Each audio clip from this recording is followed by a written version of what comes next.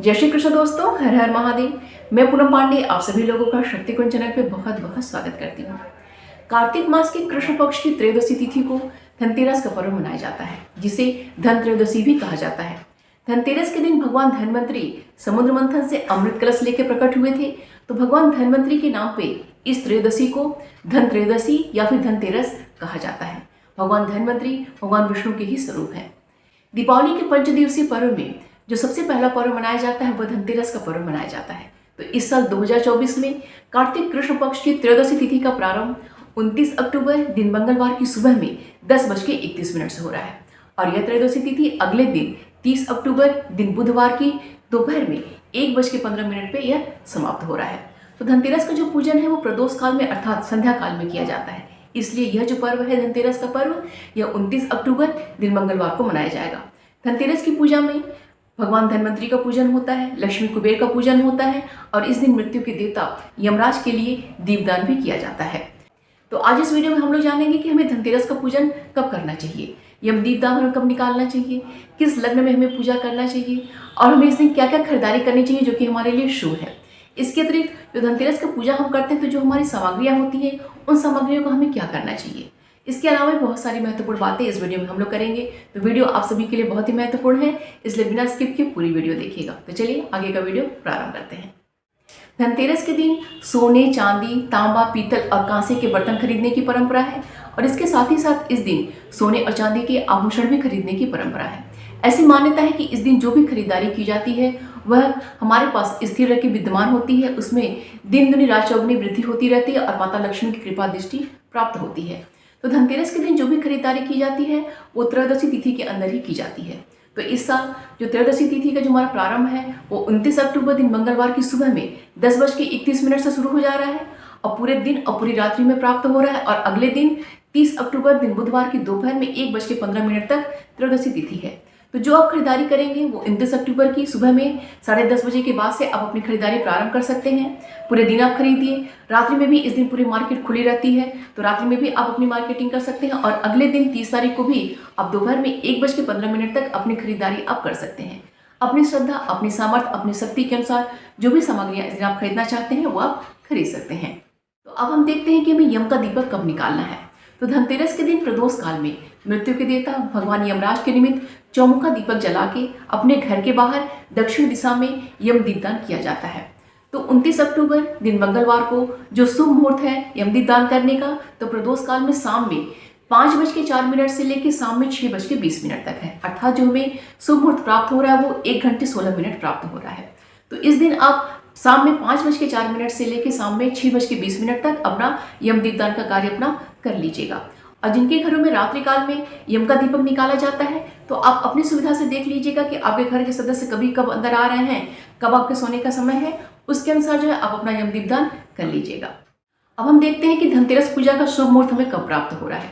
तो धनतेरस की जो पूजा है वो प्रदोष काल में वृषभ लग्न में करना सबसे सर्वोत्तम माना जाता है, क्योंकि वृषभ लग्न को स्थिर लग्न कहा जाता है।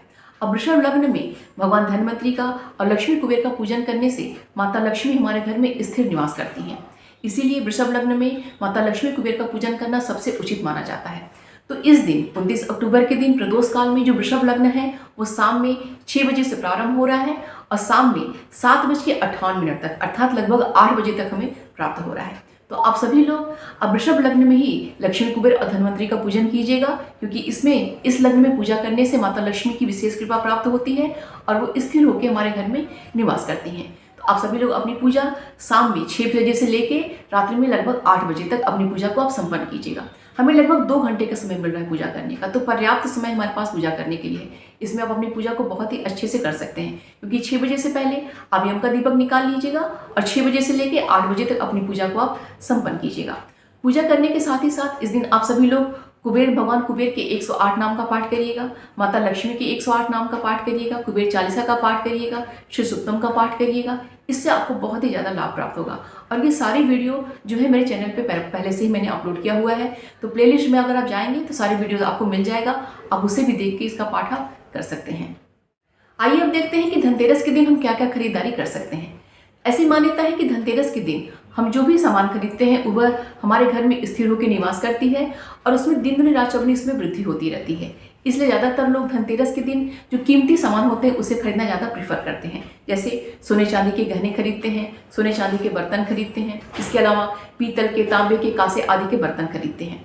तो ऐसा जरूरी नहीं है कि आप ये सब सामग्रियां ही इस दिन घर में लेके आइए, क्योंकि जो माता लक्ष्मी है वो हमारी धन और धान्य की देवी है।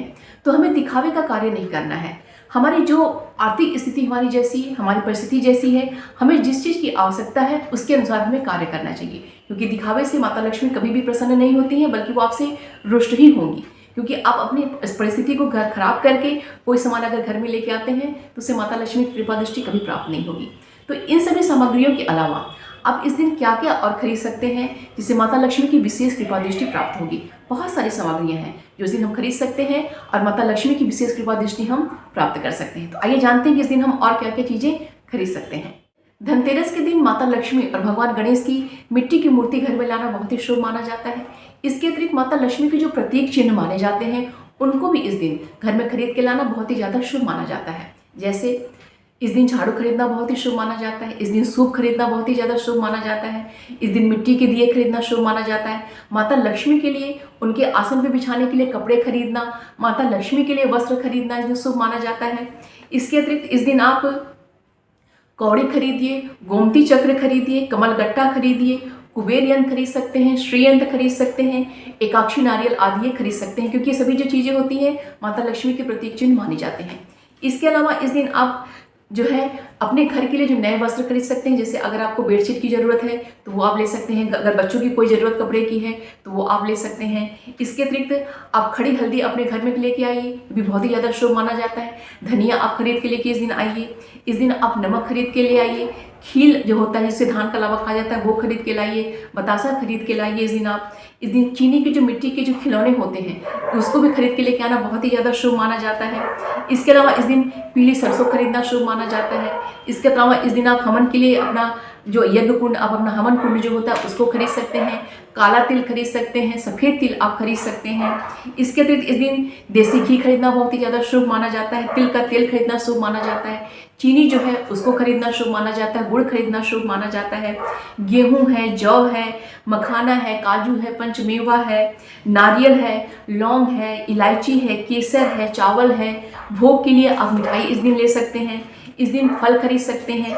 बच्चों की जो ज़रूरत की कॉपी किताबें होती हैं उसको भी आप इस दिन खरीद सकते हैं। तो देखिए बहुत सारी सामग्रियां होती हैं जो कि हमारी ज़रूरत की भी होती हैं और सभी में माता लक्ष्मी का वास माना जाता है। माता लक्ष्मी हमारे धन और धान्य की देवी हैं। तो ये जो ज़रूरत की चीज़ें हैं आप इस दिन में खरीद के ला के अपने घर में ला सकते हैं। इससे भगवान विष्णु, माता लक्ष्मी की कृपा दृष्टि प्राप्त होगी, चंद्रदेव की कृपा दृष्टि में प्राप्त होगी। तो सभी सामग्रियाँ आपकी जो भी ज़रूरत है उसके अनुसार खरीद के आप घर में अपने ले आइए और उसका आप प्रयोग कीजिए।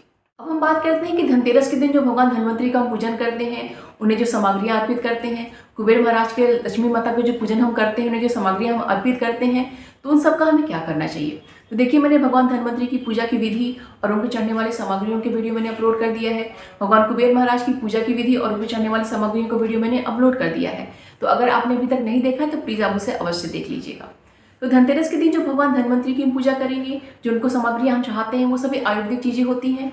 तो उन सभी चीज़ों का हमें स्वयं प्रयोग करना है और अपने जो घर के अन्य सदस्य हैं उनके लिए हमें उसका प्रयोग करना है। और अपने किचन में या जहाँ भी आपको रखना है उसको रख दीजिए और उसका आप उपयोग कीजिए। इससे आपको उत्तम स्वास्थ्य की प्राप्ति होगी और आपके ऐश्वर्य में वृद्धि होगी। इसके अलावा अगर आपने कुबेर महाराज के यंत्र का पूजन किया है, उनकी मूर्ति का पूजन किया, उनके फोटो का पूजन किया या फिर सुपारी पे अगर आपने आह्वान करके पूजन किया है, तो आप धनतेरस के दिन आप पूजा कर लिए, दीपावली तक उनका पूजन कीजिए। जब दीपावली का पूजन आपका संपन्न हो जाए तो उसके बाद अपने लॉकर में लाल या पीला कपड़ा बिछा के उस चीज़ को आप वहाँ पर रख दीजिए। चाहे आपका यंत्र है, चाहे आपकी मूर्ति, चाहे फोटो या फिर सुपारी, जो भी आपका है उसको आप लॉकर में आप रख दीजिए। और जब आगे शरद पूर्णिमा आए या फिर जब आपका धनतेरस आपका आए तो आप उसको निकाल के पुनः उसका पूजन आप कीजिए, उन्हें रिचार्ज कीजिए।